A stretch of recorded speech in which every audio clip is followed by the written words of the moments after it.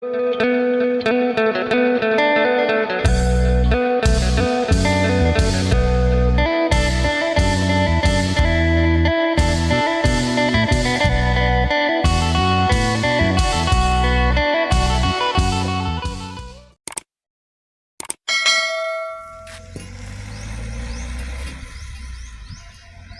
สบายดีและสวัสดีเด้อพ่อแม่พี่น้อง FC กันเมื่อสุขูสุคนบัวทางฝั่งลาวทางฝั่งไทยหรือต่างประเทศยินดีต้อนรับเข้าสู่ช่องบาจะมั่มอีกแล้วท่านนี้ก็มาสวรรค์จอบบังเฮือนบังซ่านเนาะเจ้าหน่อยจึงชี้ยางไปหาไม่เท่าเขามาหาน้ำไม้กันมึงเถื่อหมานเถื่อได้เห็ดได้เห็ดยังก็เอาเนาะพอได้เมื่อแกงสู่ตากินเบิ่งหน่อไม้น้ำใหญ่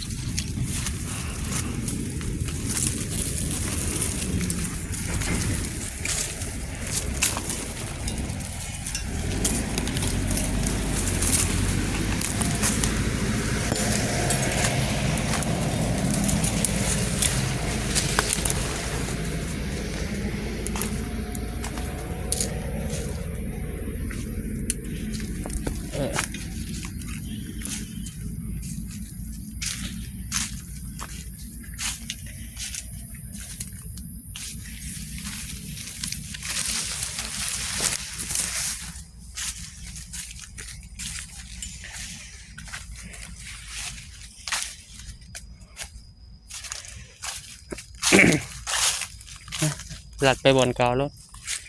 สบายดีแม่น้องตะโนเห็นแต่ตาเนาะ ยุงกินคนตกใหม่ยุงหลาย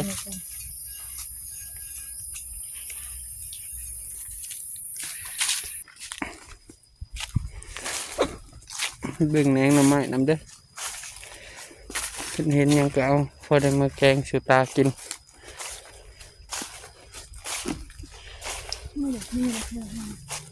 หน่อไม้นะพี่ออกพี่เลยเอาย่างเอาเลยมาลุ้นกันว่ามื้อนี้สิมานบ่แม่น้องตัวน้องกับบาจะมั่มเนาะ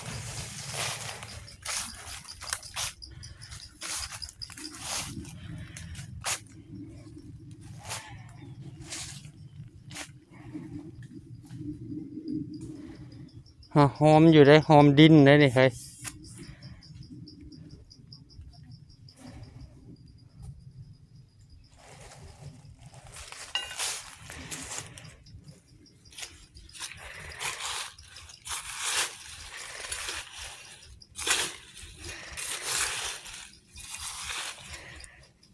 มีปลวกเด้เนี่ย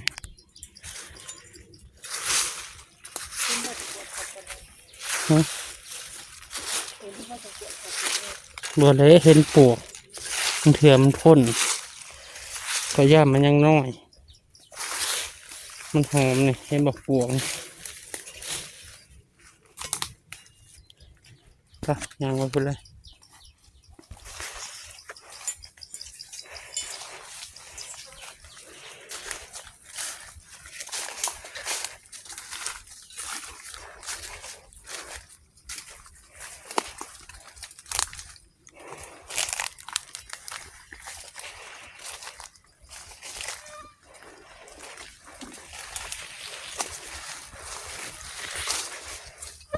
ย่างไปเบื้องซ้าย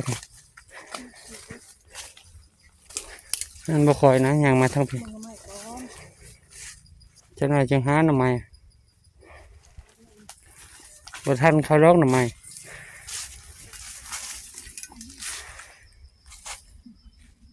แหนงมันบ่แหนงมัน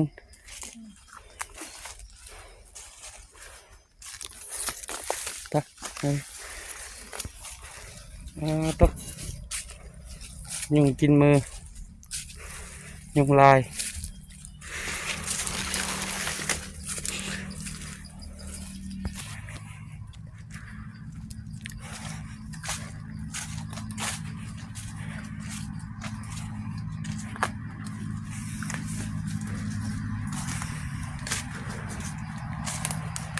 ขี่ยเบิ่งฮะมีคนขี่บ่มีคนขี่อะไรเนี่ย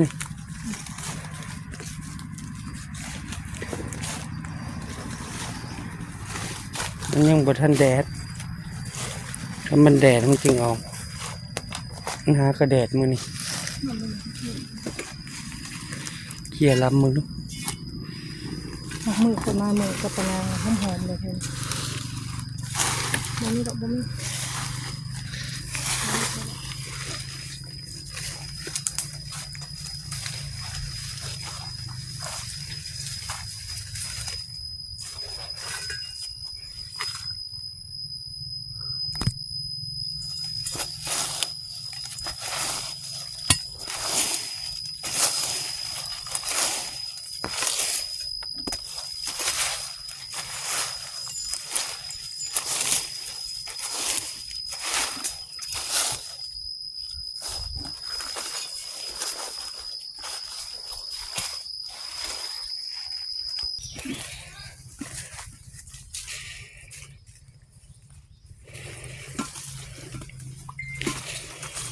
ลูกเจ้าจัก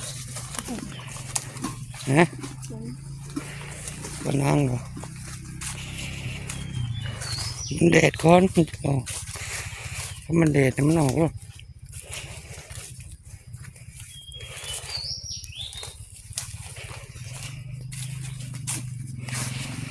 แดดช่องมือ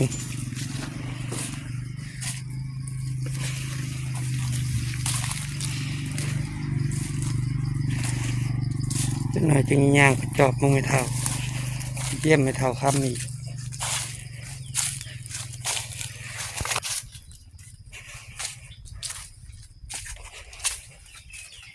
นี่ลูกก่อน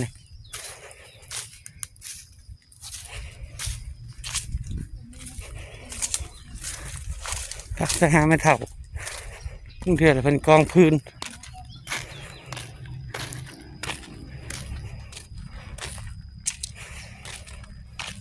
บดเดี๋ยวตอนนี้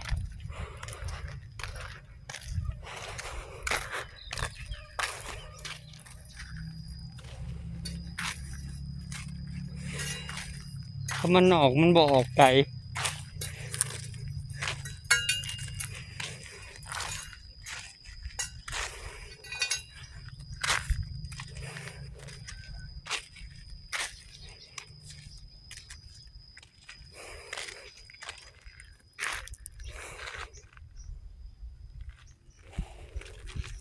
เขาไปหอมดินอยู่มันแดดซอกซัมเมอร์พุ่นขอยเบิ่งฮะ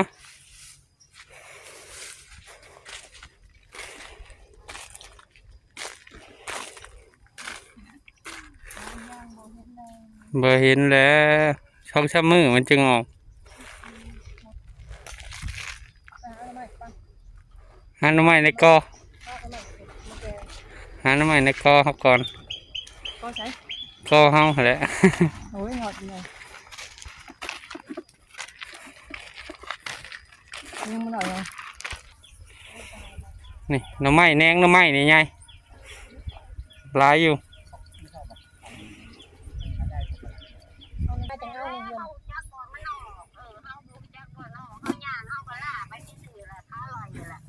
นี่ได้แนงมันนี่แหนงก็จะเอาไปแล้วจะเอาป้าไปหากันก่อนนี่ก็เบิ่งหวนปะเฒ่าเบิ่งพักเราจนซื่นเนาะเฮ้ยฝนตกใส่เนาะถ้าบีคือเหี่ยวๆมื้อน่ะไผ่ตู่เราก็งามหัวชิงไข่ก็ติดแหละยอดบักอื้อยอดบักอื้อใส่แกงหน่อไม้นี่ปุ๊เฒ่าแล้วให้เด็ดเอาอยู่เราเด็ดให้มันแตกแต่บ่เด็ดดอกบ่เด็ดของเพิ่นเนาะมีแต่ปลาไว้เด็ดซื่นแล้วปะเฒ่าเอ้ย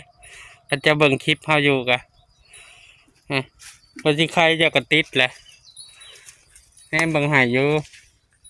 น้ำเจ้าก็ยังอยู่เห็นตู่ปัดเกิดทอดปะเฒ่าได้โทรหามื้อนั้นก็โทรหา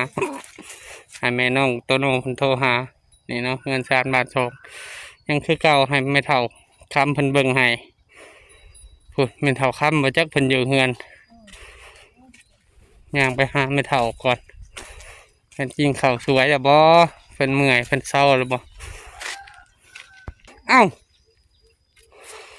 ตูบไปใช้เลยตูบนี่คือบ่เห็นแหละเอ้าเอ้ามาบัดนี้แป้นเลยเอาไม่เท่าอยู่เออเพิ่นมั่งตูบเลยเนาะเฮาเฉพาะหาแนมมาเอาขึ้นโล่งๆว่ะฝนไม่เท่าพนามน้ำเก็บหยังเกาะเก็บมะม่วงไผไปเก็บมะม่วงได้เฮ็ดปวกได้หลายบ่อันน่าจะพอสำลีนี่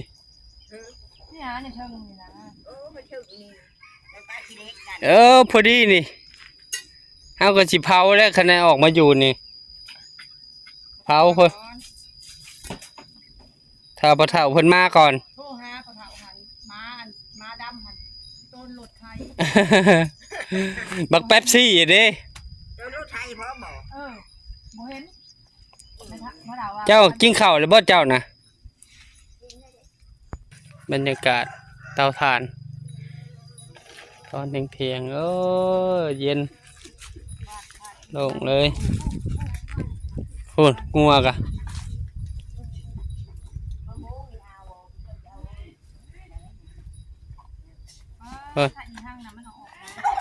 แถวเฮือนใหม่เจ้าจักว่าออกไม่เท่ายังบ่ได้เมื่อเลยอยู่พี่แหละพอได้เบิ่งเฮือนเบิ่งซ่านให้กองพื้นหรือบ่ไม่เท่า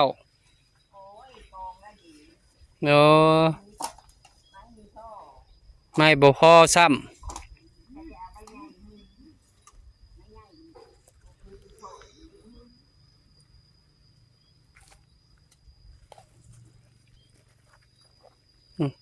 ก็เนาะได้ห่มยอดได้นี่ต้นหมักยมนี่เป็นห่มยอดคันมีพังรักอีกพังหนึ่งนี่เอาเปมานอนนี่ไม่เท่าคันมีเปเนาะพังรักหนึ่งแล้วก็นอนห่มนี่เย็นนี่อยู่ตูบไรก็ห้อนไม่เท่าเอ้าอยู่ห่มต้นไม้ต้นตอกมันจึงเย็น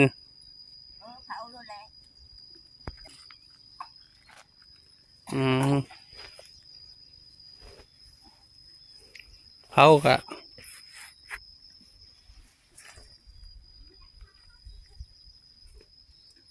บดอยู่หัก2 มือหมดแหละมันจึงจะออกมือนี่ดับได้มือนี่2-3 ค่ำหมดแหละแฮม2-3 ค่ำจึงออกเขาวะเริ่มออกแล้วนี่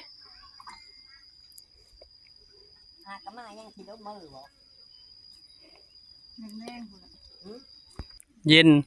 ในห่มยมนี่แฮมไปก็เห็นโล่งเลยมันบดอยู่คึมอยู่ตอนนี้อยู่สวรรค์อยู่ชิโน่พรวดแดดได้จักยอดแม่น้องตัวน้องได้ยอดเดียว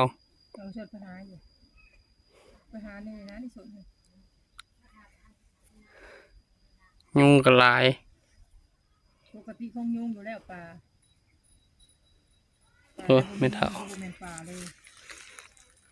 าดอกไม้ไม่หึงไปก็คือจะได้ปลาดอกไม้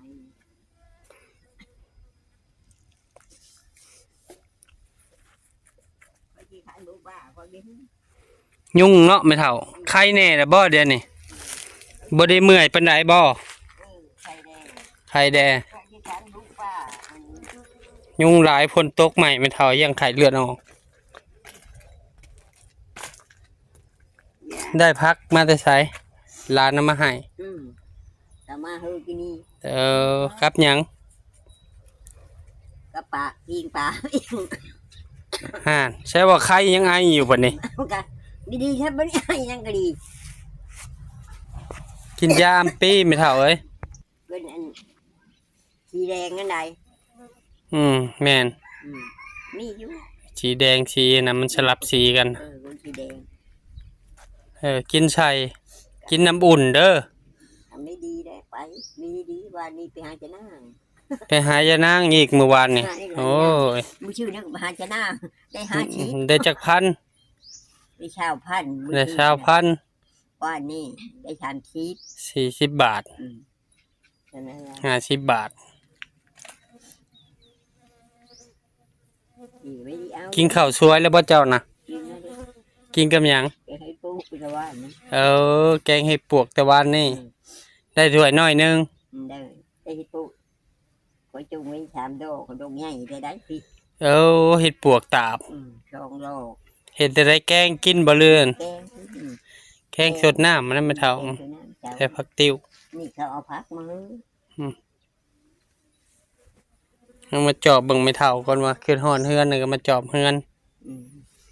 ไปฉากโลดฉากคู่มือก็บ่เป็นหยังพอได้มีคนย่างไปย่างมาในเฮือนนะไม่เท่า ไปอยู่ ยังสิได้มาอยู่อยู่ดอกนี่บ่ดนก็ได้มาอยู่ ไม่เท่าก็ไปอยู่ทานก็เห็นเธอเนาะฮะละ เอ ที่หน้า อ ได้ไปชุมแล้วมัน คนบ่อยู่ก็ไปป้าไว้เนาะ เดี๋ยว จะได้เขาหลัก เขารักเราจ้ะ เออ ได้หลาย เอาขอบใจไม่เท่าเพิ่นเอาทานให้ดังเนาะอันนั้นก็มาแวะ ไว้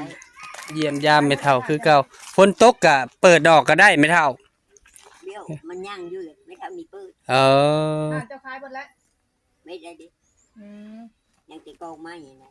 ฝากพ่อแม่ๆ FC ทุกท่านเนาะเป็นกำลังใจครอบครัวไม่เท่าและบ่าวจะมั่มเด้อมาฮอดนี้บ่าวจะมั่มก็ขอบุญขอบคุณพ่อแม่ๆ FC ทุกท่านที่เบิ่งคลิปบ่าวจะมั่มแต่ต้นจนจบโดยบ่ขามโฆษณาเพื่อเป็นกำลังใจ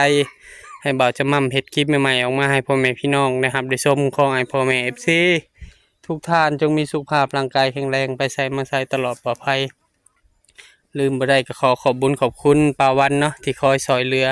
ครอบครัวบ่าวจะมั่มแล้วก็แม่เฒ่าตลอดมาเนาะให้ป้าเพิ่นอยู่ดีมีแรงสุขภาพร่างกายเข้มแข็งไปใส่มาใส่ก็ปลอดภัยเด้อมันยืนฝากพ่อแม่ FC ทุกท่านนะเบิ่งคลิปบ่าวจะมั่มอยู่จังหวัดใดเมืองใดคอมเมนต์มาลิ้นน้ำบ่าวจะมั่มเด้ออยากฮู้ว่า FC อยู่จังหวัดใดแดเนาะเมืองใดแดประเทศใดแดเนาะโดยฝากเป็นกำลังใจให้บ่าวจะมั่มกดติดตามบ่าวจะมั่มกดไลค์กดแชร์ในเด้ออย่าลืมกดกระดิ่งเพื่อบ่พลาดคลิปใหม่ๆของบ่าวจะมั่มบ่าวจะมั่มก็สิขอตัวลาพ่อแม่พี่น้องไปก่อนเนาะเจอกันคลิปหน้าขอกล่าวคำว่าสบายดีสบายดีสบายดีแม่น้องโตโน่เพิ่นหาวเพิ่นอยากไปหาเฮ็ดแต่ว่ามันยังบ่ทันออกเพราะมันหากระแดดมื้อนี้ก็เลยยังบ่ทันไปไม่เท่าก็ยังไอออกอยู่บ่ได้ฟันดียังบ่แม่นเท่า บ่อ บ่ได้ฟันแล้วหยังเลยเนาะคือว่าฟันดีแล้วบอกหน่อยเด้อ มีฟันเยอ